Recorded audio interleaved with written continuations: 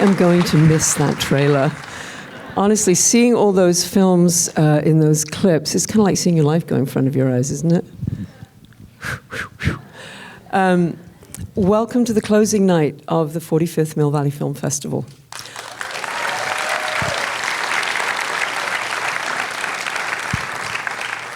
I am Zoe Elton, and you are... Short. K.D. Davis. Never short on wit. Katie is our senior programmer, does world cinema here, which is a great thing to do. And we would like to thank our sponsors of Closing Night, Jackson Square Partners, who have been phenomenal supporters of the film festival. And they are also the place where our board president, Ken Broad, works. So big shout out, big thank you to Jackson Square Partners, please.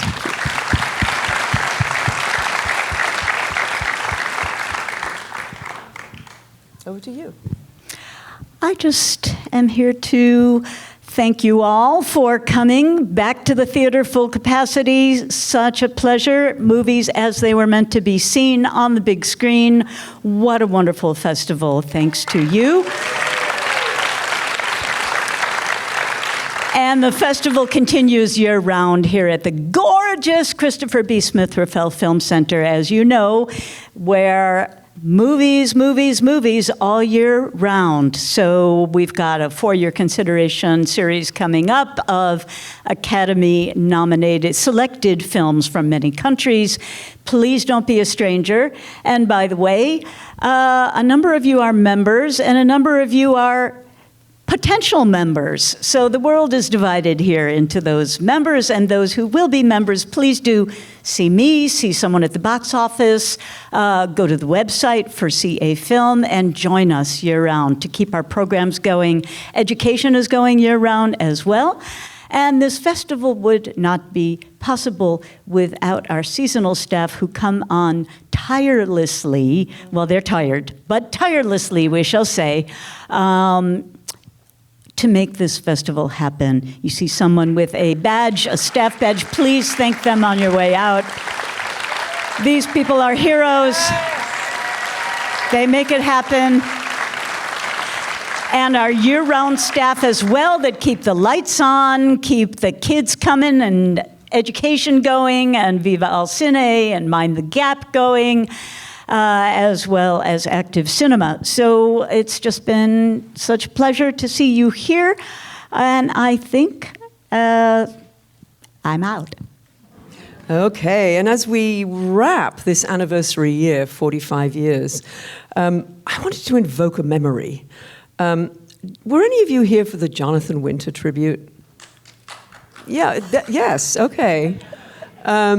That was an amazing evening. Jonathan Winter was here on stage doing a conversation. They got to the end of the evening, and then a rather obstreperous audience member who was sitting right at the back started lumbering down the aisle, and it was Robin Williams. And he then came up on stage, and he and Jonathan Winters basically did like a 45-minute double act that was absolutely amazing. Well, the person who curated that was KD.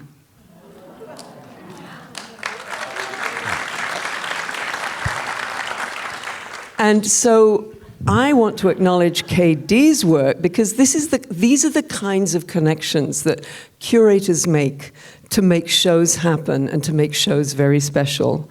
KD began with us doing the Video Fest, and then segued into world cinema, which she's been doing for some time. And some of you know her, but she has a background as an academic, as a citizen of the world. As a rock and roller, she was in an iconic girl band called Wilma. Oh, really? She's a writer, and there were puns galore, as you can tell. And she's a kick-ass programmer. And she's been here for 25 of those 45 years. And so I want to, whoa.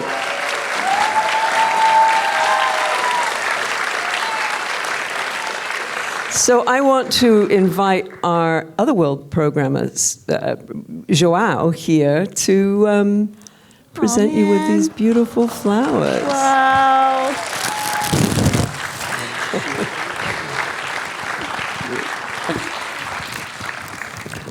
Aren't we short on time? Don't we have to? Okay, run? you don't have to do an acceptance speech. It's okay. I do have a mother and a father. Thank you. Thank you, Joao. Thank you, KD. Yay. Mic drop. And now, the film of the night, The Good Nurse. This is quite a ride, this film, and I am thrilled to let you know that we have some special guests who are going to join us on stage here. And we will talk in a no spoilers way a little bit about the film. You will know the director, Tobias Lindholm, maybe from a film called Another Round. Yes, which he wrote. So please welcome director Tobias Lindholm.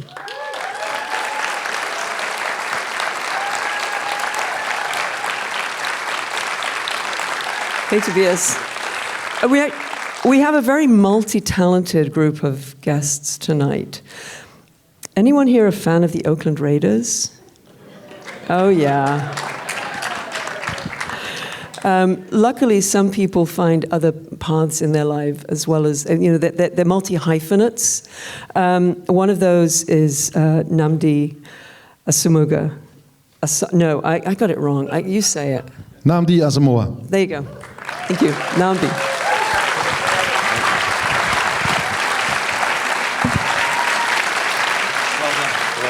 Nnamdi, welcome. Thank you. Thank you. I know I got anxiety. It's like, you know how that is.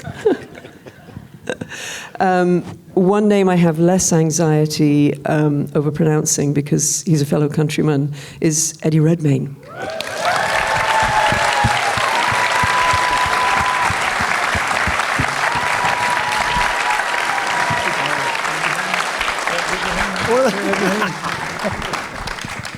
So welcome back to the Mill Valley Film Festival. So great to have you all here for this extraordinary film. Tobias, one of the things that actually has happened in this room this afternoon is that we've had two films back to back by Europeans about America. The one, right? Some of you may have been here for She Said. And now we have The Good Nurse. I want to say two Europeans putting their eyes on American aberrations, but maybe that is a little... Well, you could be right. The ironic thing is that I read this serial killer movie and it reminded me of my mom. And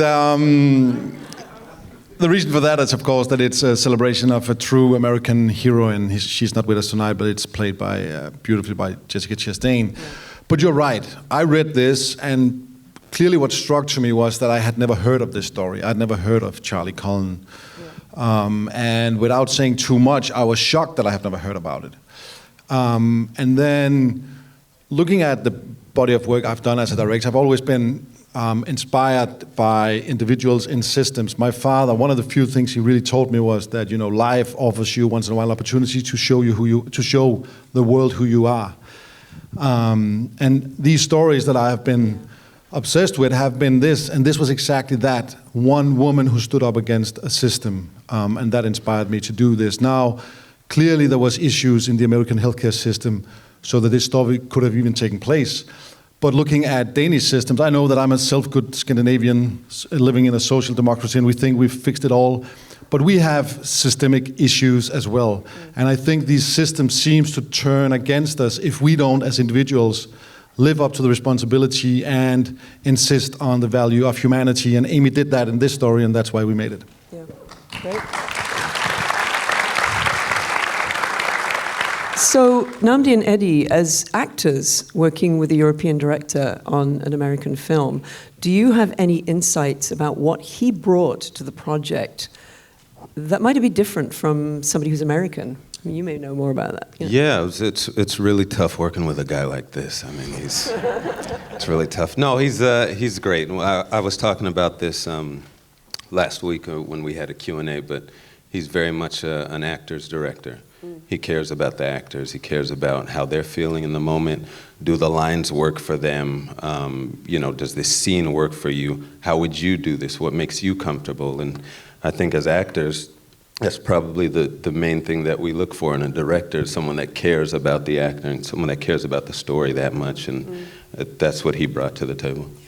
Did you think that was particularly pertinent in a film where you're dealing with tough issues, potentially tough emotionally?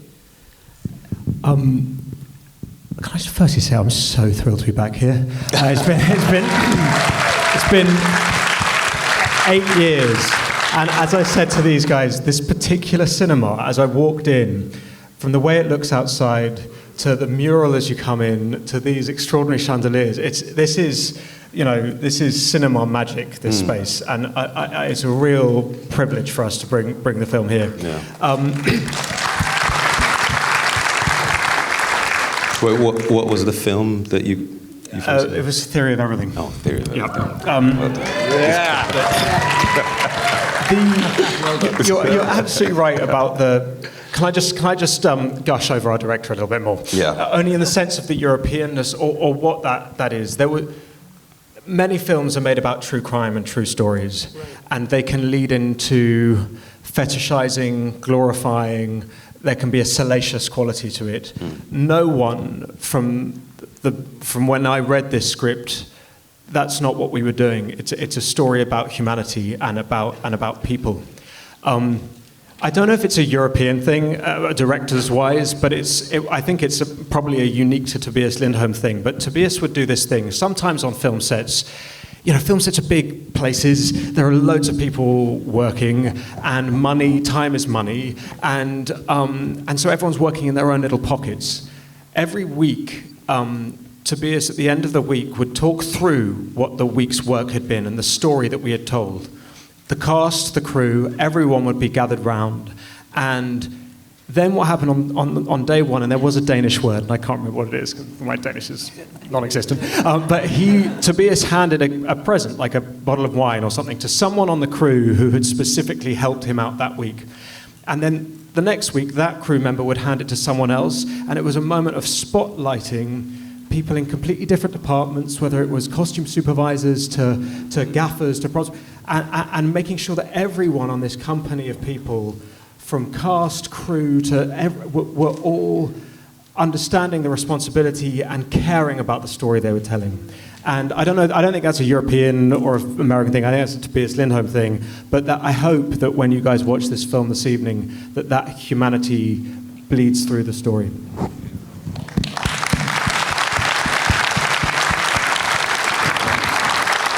Maybe got time for one last question. Eddie, you've done a lot of, you mentioned the Theory of Everything. You've done roles that have both been physically and emotionally quite extreme in some ways.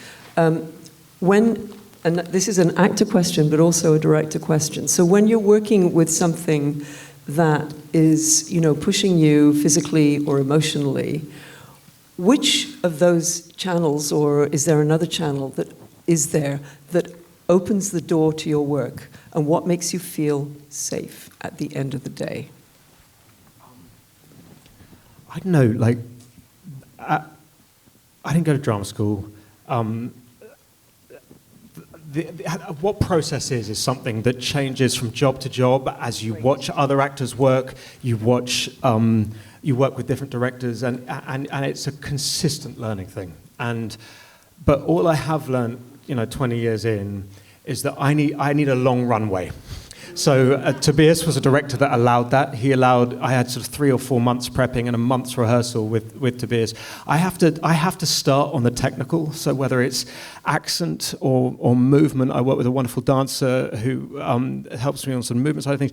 But I have to do that months in advance. All this kind of homeworky stuff, in order that when we come together, you're not thinking of any of that. All of that's embedded. Probably 90% of it isn't used, and you just get to respond. Like Tobias did a thing of keeping Nnamdi and I, and you'll understand this when you see the film, but and Noah Emmerich away from each other, not in a kind of method way, but just as a distance, so that actually we've all done our homework, and then when we get to play opposite each other, then we're just reacting to what each other are giving. And so does that answer your question? Not really. It's an accumulation of stuff. It does. Do you want to what Eddie and Nnamdi and Jessica and Noah brought to this table that was extraordinary to me was we decided right away that we weren't there to prove that the screen was right. We were not there to prove that we had been smart when we wrote that. We were there to find the truth in every scene.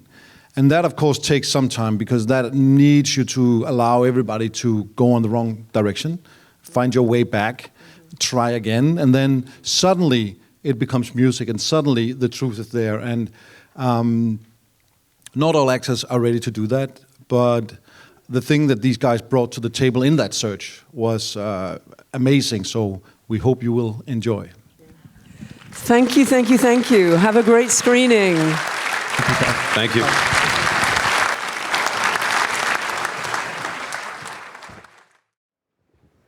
Well, a very special closing night. I would like to introduce the director, Tobias Lindholm. I'd like to introduce as well Nnamdi Asomugha. And I'd like to lastly introduce Eddie Redmayne.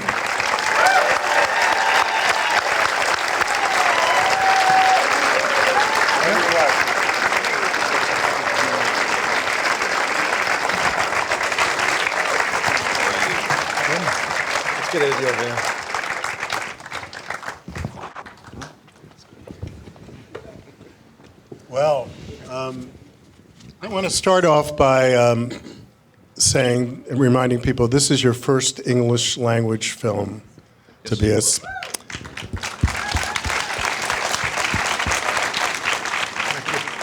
So tell me, how in the world did you get this magnificent cast for your first English language film? I have no idea.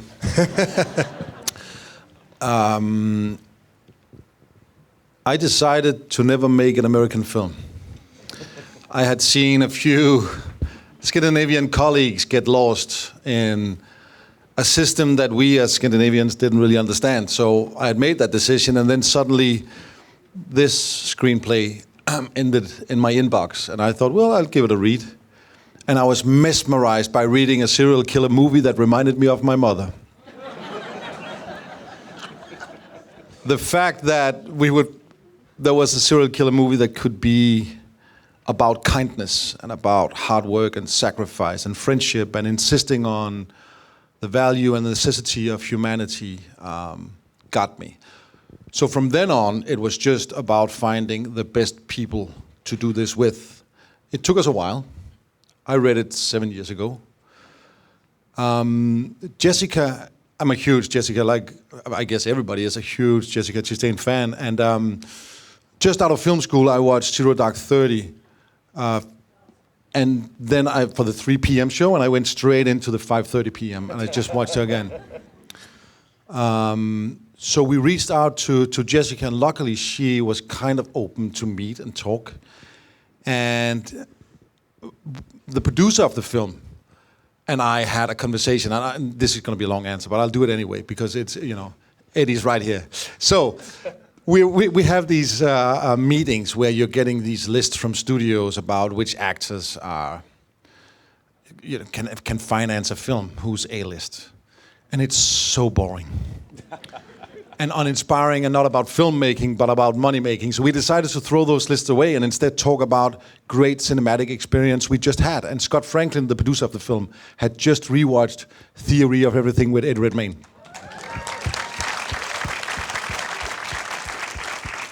And his, at that point, 12-year-old wrestling son was so moved by the performance that, Scott brought it up. And right away, when Scott said that, I was like, that's perfect. Because Eddie had everything I was looking for. He had the kindness, the friendship, a guy that we would like, and still something that's impossible to read. And then, on top of that, being maybe, at least one of the best actors of our generation. So I flew straight to London, talked to Eddie over a vodka tonic. Several. And somewhere in there, we decided to do this. So that's how it started, at least. It was a long one, but sorry. Well, I'm glad you did. I want to ask Nnamdi and Eddie, just what kind of research did you have to do on this? I mean, you looked like you were a nurse, and you certainly looked like a detective. Did you go to detective school, or...? I didn't go to... I'm laughing because... Tobias, our great director, told me and told Noah, who played my partner, he said, you guys are going to go to detective school. And you're going to go 3 times a week, for a full month. And then we're going to start shooting. And we never went to detective school. Nothing. I mean, we were on our own.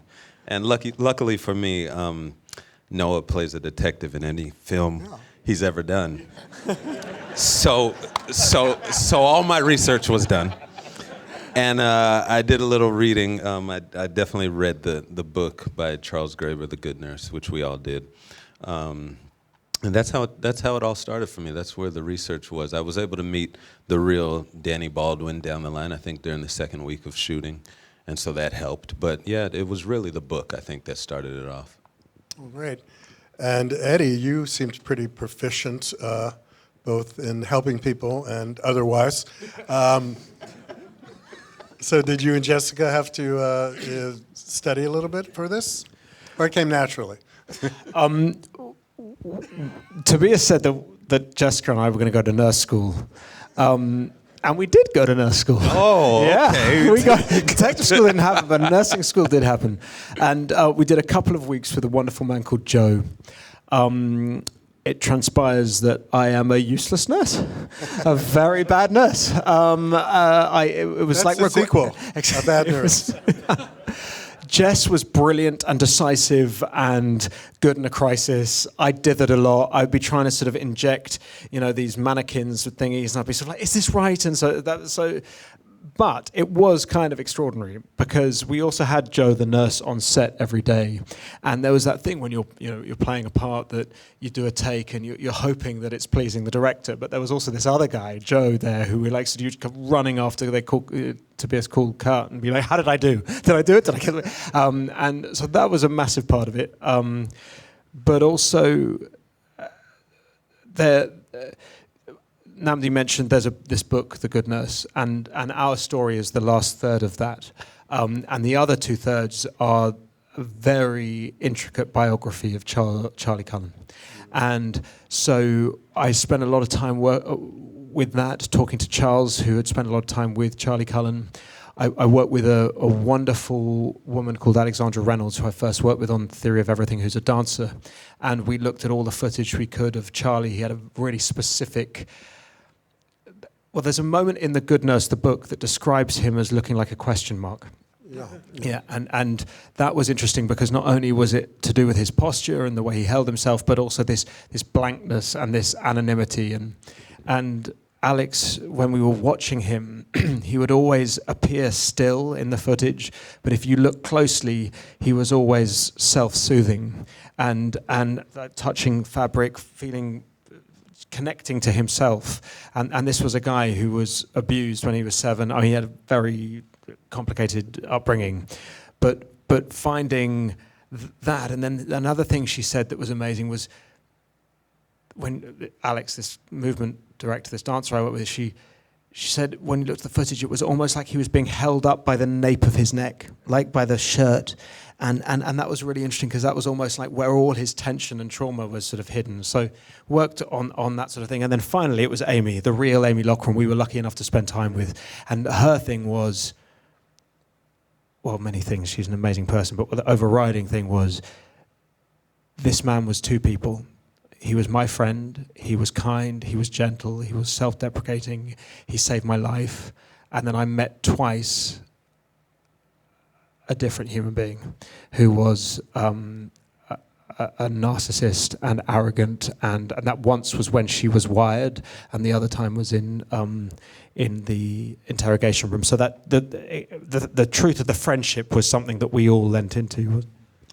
Yes, and it's clear that both things can be true. And from a director point of view, and you as an actor, I couldn't help but notice in the beginning scene with the first murder at the different hospital, he was kind of touching himself and holding his arms. And as they went further with trying to save this person's life, his head raised, and he was looking, and the camera cut to showing that the person was physically dead. And he had a look on his face, you had a look, the character had a look of more confidence in a sense. I'm not quite sure how to describe it, but it was chilling in a way. And from a director point of view and from your point of view, of course we'd love to know what was going through his head and your head, but it was so effective, this duality and polarity that goes throughout the movie of a good person and a killer. And even visually what you did a little later on in the movie when you see him in two mirrors. And I presume that was quite intentional. So could you comment on that? It was so the opening. So we took the luxury, and it's not usual, but we managed to do it on this one to actually rehearse for a month. And we would meet, and we would Eddie and Jessica and I, for the most part, and meet in my kitchen, and we would, drink coffee and tea and have lunch and just talk through the scenes again and again and again to kind of get a natural feeling of the scenes. We never went all the way and actually tried to put the energy in the acting, but it was all about figuring out and not necessarily agreeing. I don't believe in us. We don't have to agree in the scenes. We can just come with our point of views, and then stuff will happen in front of the camera. But I didn't exactly know what to expect from Eddie on that day. But those of you who remember The Verdict will also remember that opens with Paul Newman playing a pinball machine, and it's a slow zoom in. And slowly you're getting closer and closer to this human being, and in the background, in the window, is a beer. And he's drinking that, and he's playing this game, and it's kind of a study into getting closer to a human being. And the only thing it really does, it prepares you that something will happen with this guy. And it allows you to invest in one human being instead of being busy going on to the next cut and the next one. You're just slowly getting in there. So that was what I brought to the table and planned for that day, for us to do this zoom in on Eddie. Now, what Eddie brought and what blew my mind on day number 1 or 2 of shooting was exactly that. All the nuances, all the small things, that was great storytelling that happened because we allowed the time, and Eddie just kept finding his truth and the way that he had prepared with this self-soothing that he's talking about, that we never had a conversation about. Small stuff, but it was all something you found. And you would be there, and we would slowly go in, and you can imagine, I had to be quiet because, all this thing was going. I was like, so happy by the monitor, and just knowing we have the opening. And, it's so difficult to open a film. It's like, oh, there's so many choices. And just that shot, I was like, yes, at least now we have an opening. We can move on from here. And that was all Eddie's preparation together with his movement coach and the whole idea of this thing and this. And suddenly it made me, gave me enough courage to believe in the ideas we had for the film, that was enough because it was already there from the beginning. Yeah, and the slowly doing that close-up was really effective with all those things coming together, and it really set the tone and made us want to know more about this man. There's something about, and that was pretty much the first shot of the film, and any actors in the room will know, it's so bloody weird acting on film because you prepare it all in a vacuum and then suddenly you have to start somewhere. And fortunately on this one I was lucky enough to start with the right at the beginning. But there was these things about Charlie that were described as there was an amazing arrogance to this man, like an extraordinary narcissism, and quite often, and this was something I talked to our costume designer about, but like he wouldn't actually wear scrubs. He would wear a shirt and a tie, and there was a misogyny and a sexism in the industry that men would be seen as doctors and women were nurses. And so even though he was a nurse, quite often he would not wear scrubs in order that people would mistake him for being a doctor, and he got off on that. In that first scene, you know, gradually you see him pushed back out of the room, and he's like the least important person in the room. But when the doctor comes in and they're talking, he's talking over it, going, "This is what should happen." You know, he's sort of he's taking, whilst being pushed back to the corner, he has this confidence of, I'm actually running the show, and that weird mixture of power and anonymity was a conflict that I believe was in him. And it was something that Eddie made up, because in the script he is actually answering a question being asked to him. But Eddie played it and acted it in a way so that it seemed like an anonymous try to get into a conversation without really fitting. So when we did the arrest scene, when Eddie's driving away from the diner and we get inside the car and here's again talking to himself, that was me remembering that. And in the screenplay, it's just following his car. We never went inside, but we decided to do shots in there so that Eddie could return to the talking to himself and sitting now in the car on the way to the next job, preparing himself, like talking himself up, making his ego feel good. Okay, we got to do this. You know, a small conversation with yourself that was a reminder of the opening. But it all came from the choices that Eddie made on that first day. Yeah, it was an amazing opening. I can't remember what screenwriter said. Save your second best scene for the opening and your best scene for the closing. I don't know how much validity that has. But Nnamdi, there was a scene that was quite eye-struck with too, because you're going through this murder, looking for a murderer, and at the same time you're being stonewalled. So that scene when you're alone with the hospital administrator, and she's, you know, ready, well, you can go now, and you say, sit the fucking down, or whatever it was. It was about this duality. Of course, there's many, I'm sure, crimes, murders where people are stonewalling, but these seem so separate and frustrating for your character as well, that it seemed to be like a pivotal moment. Like, it's like, you know, no, you know, you're not going to get away with this. Yeah, that's from, a lot of that is from Tobias, actually, and his research and in talking with the real Danny, because this really happened. And I think with Danny, he's such a calm sort of, you know, his strategy is to ease his way in. That's how he's going to get his answers. That's, a lot of times that's how a detective works. You're going to ease your way in. You don't want to get aggressive. But when the door keeps getting slammed in your face, at what point do you let the top off? And in talking with Tobias, and asking him about the scene, he said, this is a real scene. I talked to Danny, and he said, in this moment, the top came off. And you have to play it the right way. If throughout the film, Danny is a hothead, then that scene has no relevance. Right. You know, we don't see it.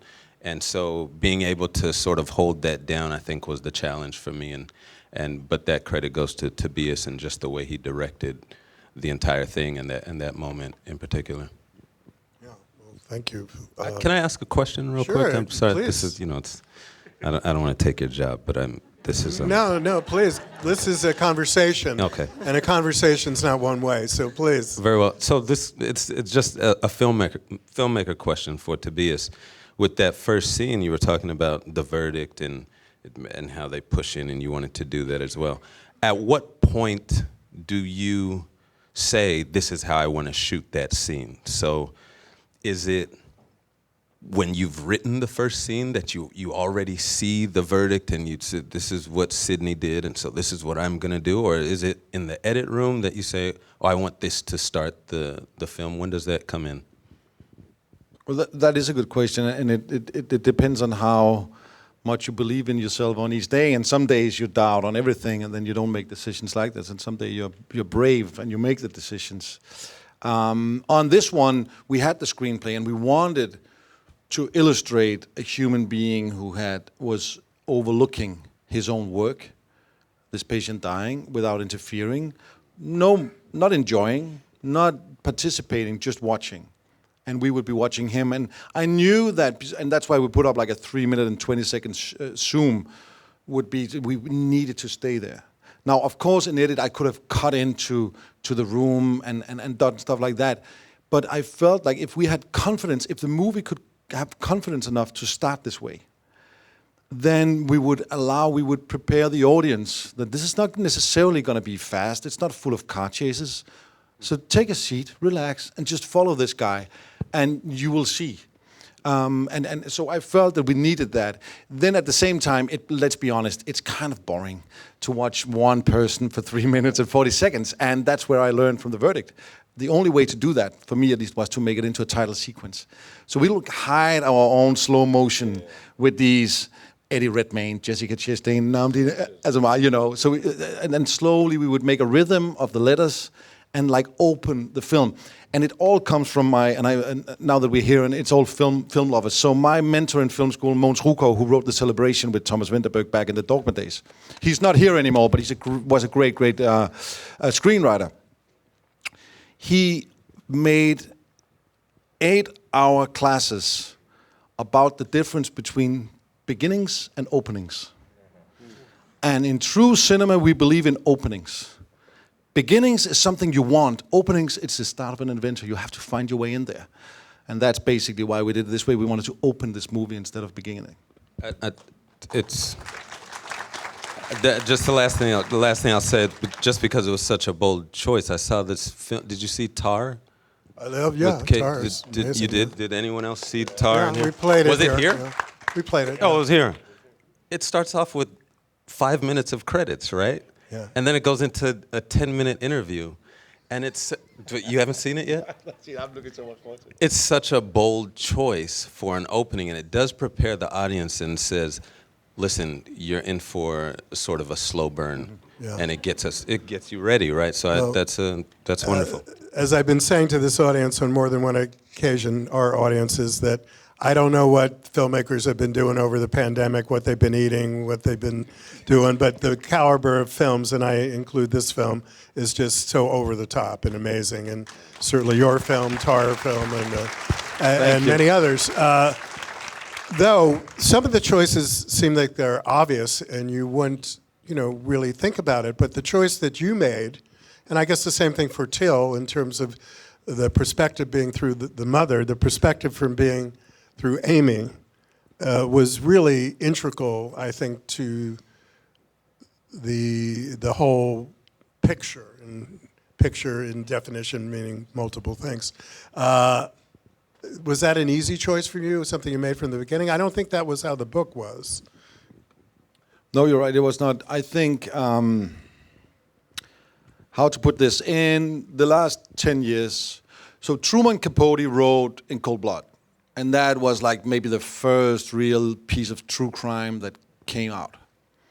And that was a huge comment on the society and the time that it happened in. There was a reason that he wrote that book. Ever since, the genre of true crime has become more and more a reasonless darkness, a study into evilness that we just can sit there in our safe homes and enjoy. And I believe that we have a responsibility as storytellers to find the light in that darkness, a reason to enter.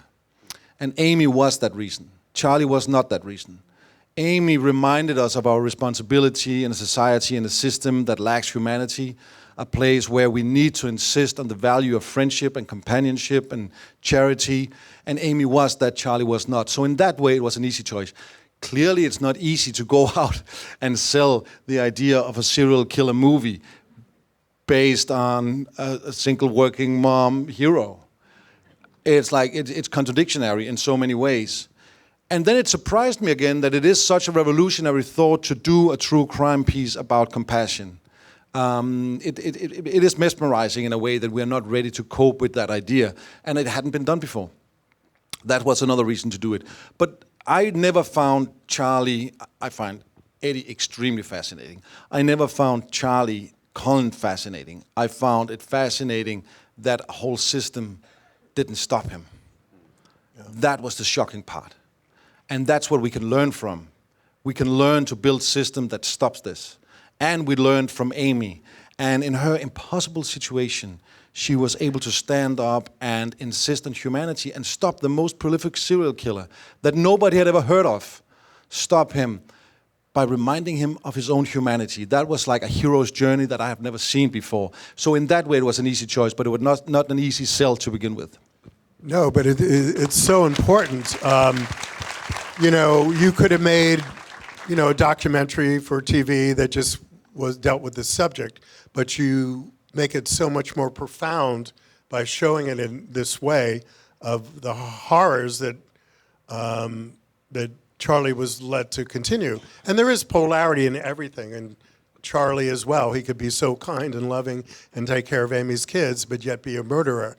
But what is undeniable is this element of what the system is doing to real people. Whether it's not always just because there's somebody who's a murderer. There's so many other ways that compassion is the furthest thing from their mind. So I commend you all for bringing that to the forefront of this film. And I've heard you talked about, you know, humanity and all the kindness and generosity, and it's certainly evident to me, and I think it's evident to this audience as well. So thank you. Thank you. Do we have time for a couple of questions from the audience? We prepared for that? There's a hand up there. Can you stand up and shout it, please?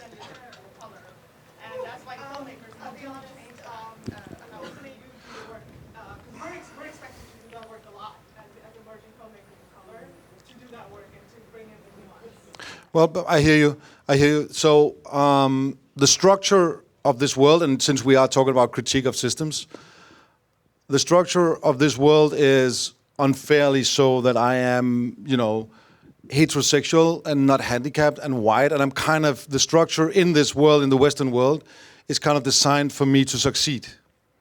That is the pledge, that's the cross that I bear. It's not a heavy one. I try to do every time, and we talk so much about this in preparing for Baldwin, was how do we make sure that it's not just another hothead black police officer? How do we make sure that we portray this honestly? How do we make sure that we find the truth in the scenes? And I think the only answer to it is, and basically what here more than the structures you're addressing, we were slaves of the structure of the serial killer genre. We were slaves to all the other serial killer movies out there that would dictate how we would view on this.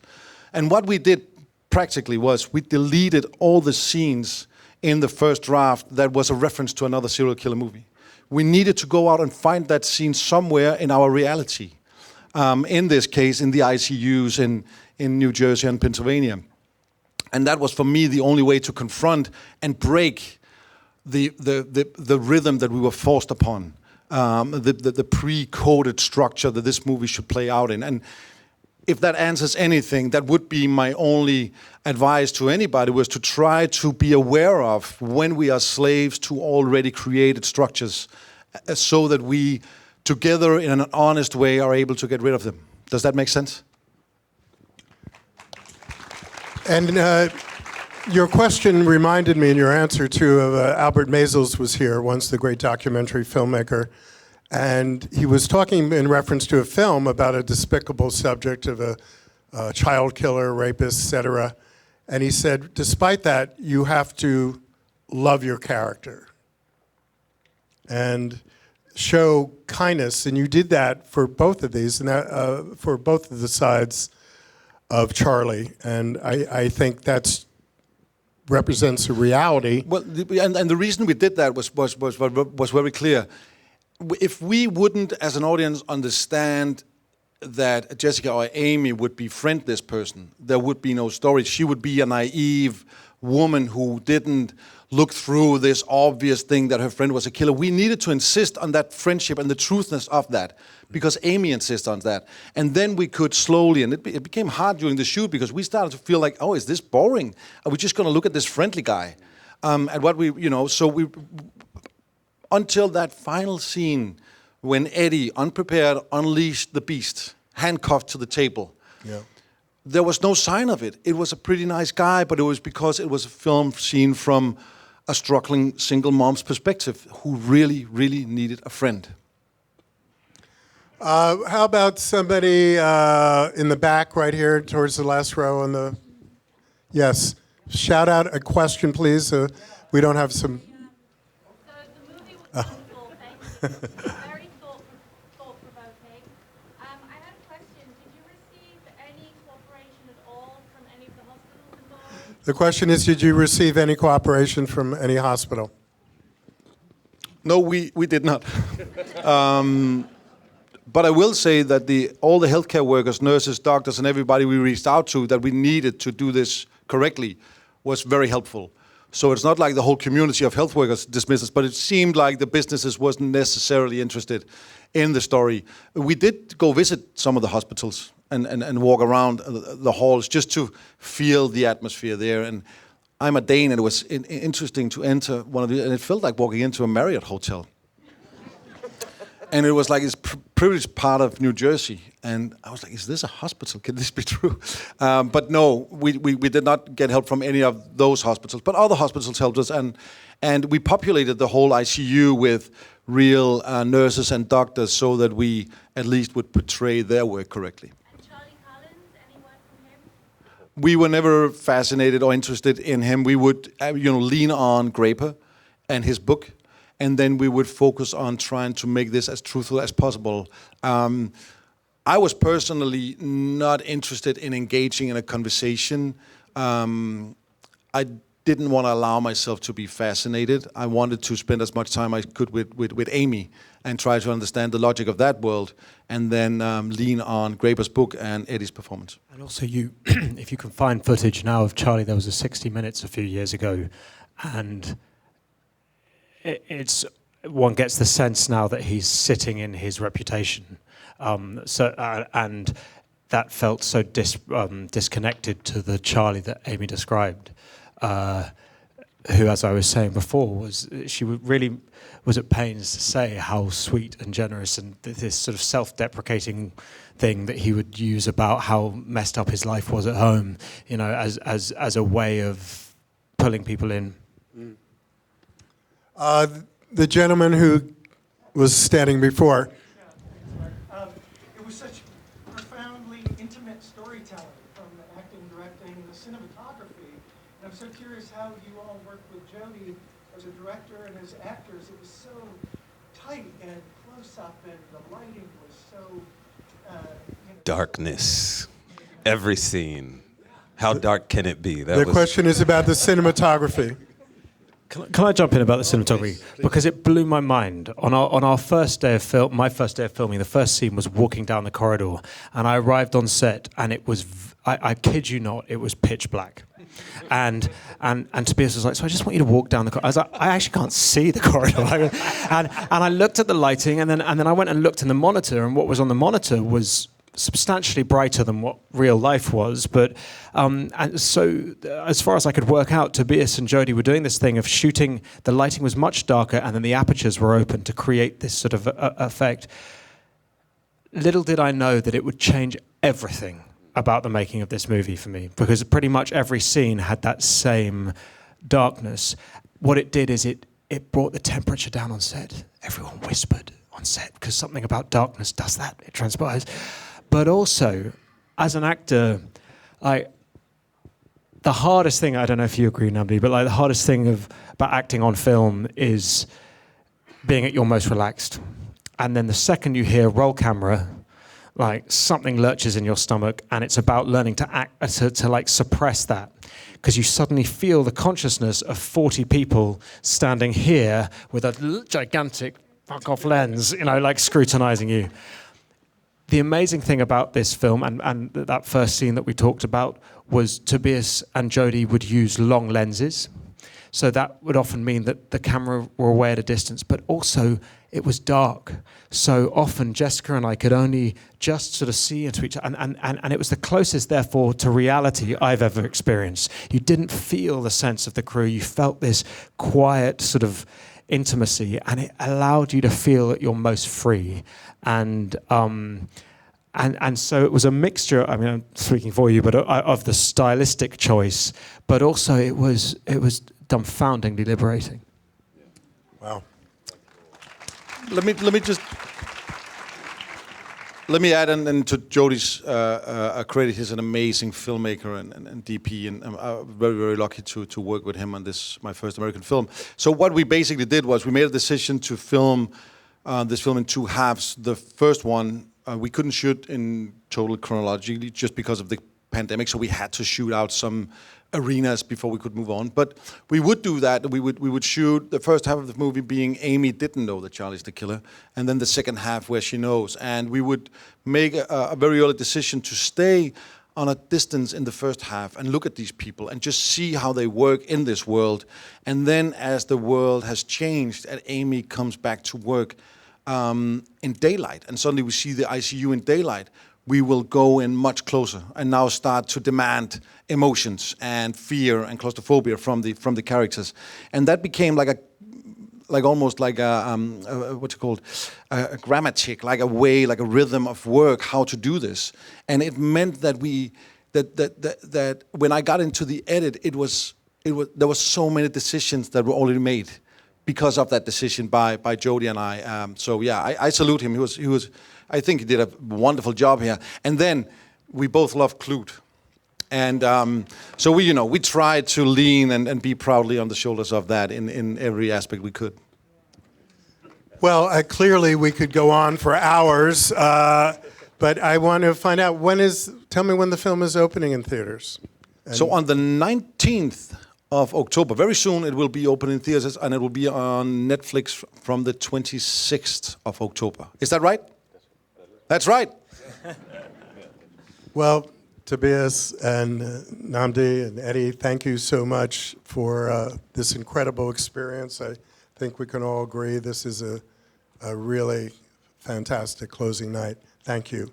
And let's party. Thank you. Thank you. Thank you.